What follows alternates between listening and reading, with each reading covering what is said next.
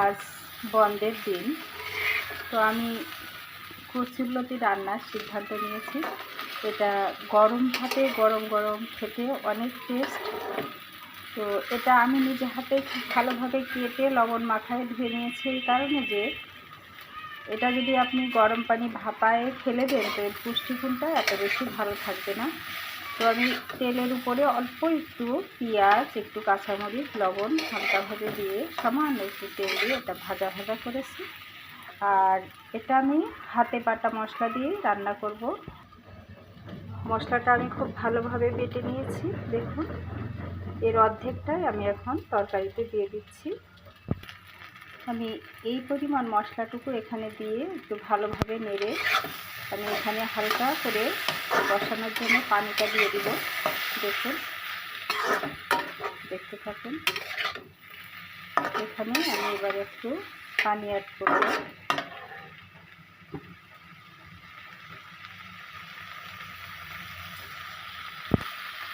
খুব সামান্য পরিমাণ, আধা কাপের কম পরিমাণ পানি দিচ্ছি, দিয়ে এটা আমি এখন ঢাকা দিব। ঢাকনা দিয়ে রাখছি। এটা আমি বাকি মশলাটা আলাদা একটা পাত্রে কষিয়ে নিব। সামান্য একটু তেল দিয়ে দিচ্ছি, পরিমাণে অনেক কম।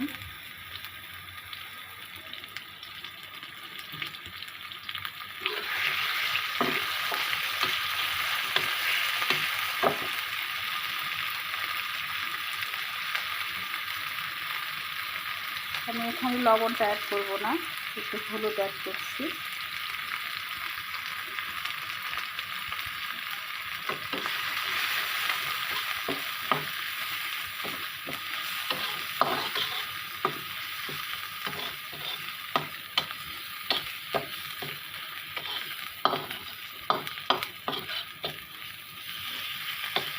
এটা সেন্ট এসছে। আমি একটা ছোট ইলিশ মাছ দিয়ে আজকে রান্না করব। এটা আমি নিজে হাতে কেটে ধুয়ে লবণ হলুদ মাখিয়ে রেখেছি। মশলাটা দিয়ে কাঁচা মাছটা আমি ভালোভাবে নেড়ে মূলত এটা আমি আমার কচুরলতির ভিতরে দিয়ে দেব।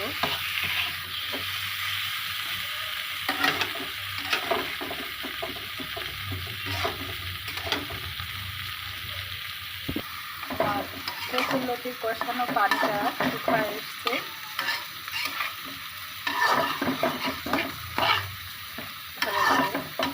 আমার পাত্রটা আমি একটু সবসময় তেল তেলে রাখি, এই কারণে মূলত আমি তেলটা কম খাওয়ার চেষ্টা করি। এই ধরনের পাত্রে অনেক পুরাতন এবং অনেক তেল তেলে পাত্রটা রান্না বেশ সুবিধা হয়, এটা সহজে লাগে না। এবার আমি এটাতে রান্না ঝোলের পানি দিয়ে দিচ্ছি। পানিটা দিয়ে শুকাবো পরিমাণে 1 কাপ, 1.5 কাপ মতো, 1 থেকে 1.5 কাপ মতো।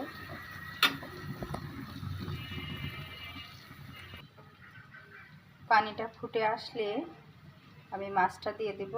দেখুন, পানিটা বেশ ভালোভাবে ফুটে এসছে। তো আমি আমার ছোট্ট ইলিশ মাছটা এখানে দিয়ে দিচ্ছি। দেখুন, মশলা সহ কাঁচা।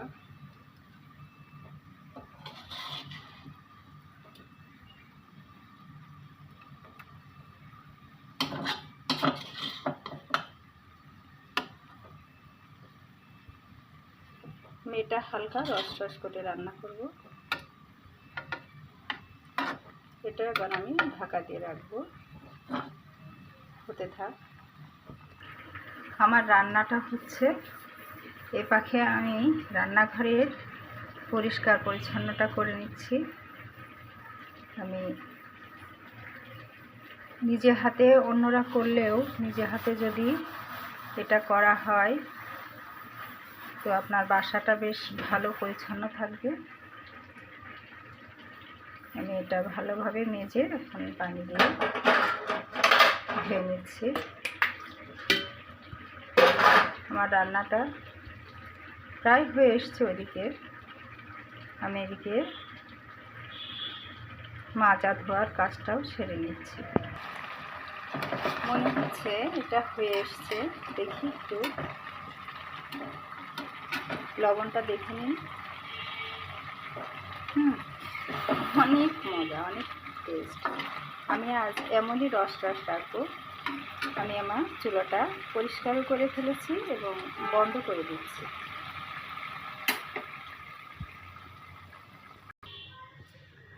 ছোট্ট একটা ঝাটকা ইলিশ দিয়ে কচুরলতিটা অনেক টেস্ট হয়েছে। আমি পরিবেশনের জন্য এটা বানিয়ে রেখেছি। পছন্দ হলে অবশ্যই ধন্যবাদ দিবেন, আশা করি। হ্যাঁ, বন্ধের দিন আজকে গরম গরম ভর্তা ভাত, পটল ভর্তা আর এই কচুরলতি এবং গতকালের রান্না অল্প মাংস দিয়ে খেতে খুবই মজা লাগবে। আজকের দিনটা অনেক ভালো লাগবে খেতে, দেখা যাক। তো সবাইকে ধন্যবাদ আজ এই রেসিপিটা দেখার জন্য। আর একটু দেখে নিন, আমরা পটল ভর্তার যে সিস্টেমে ভর্তা করব সেটা আমাদের জন্য অনেক বেশি মজাদার হবে। দেখুন, আমি সহজ পদ্ধতিতে পটলটা গরম পানির উপরে খুব ভালোভাবে যখন পানিটা ফুটে উঠেছে, ভাতের সাথে খুব বেশি লাগবে না, আমি 4টা পটল এভাবে মাঝখান থেকে কেটে হালকা করে ছুলে নিয়ে ভাতে দিয়েছি। এটা সহজ পদ্ধতি। আমি কাঁচা মরিচটা দিয়েছি ভাতের উপরে এক সাইড করে, এখানে অন্য ভাত যাতে নষ্ট না হয়, শুধুমাত্র আমার এটা ভর্তার উপরে এবং হালকা ভাতের উপরে থাকবে, বাচ্চারা যাতে ডিস্টার্ব না ফিল করে, এই কারণে আমি এক সাইডে দিয়েছি। তো এই ভর্তাটা আমি কাঁচা পেঁয়াজ দিয়ে করব সহজভাবে। আজ আমাদের বাসার খাওয়াটা সবাই পছন্দ করবে এবং খুব মজা হবে। আর আপনাদের দেখার জন্য আপনাদেরকে অনেক ধন্যবাদ সকলকে। আল্লাহ হাফেজ।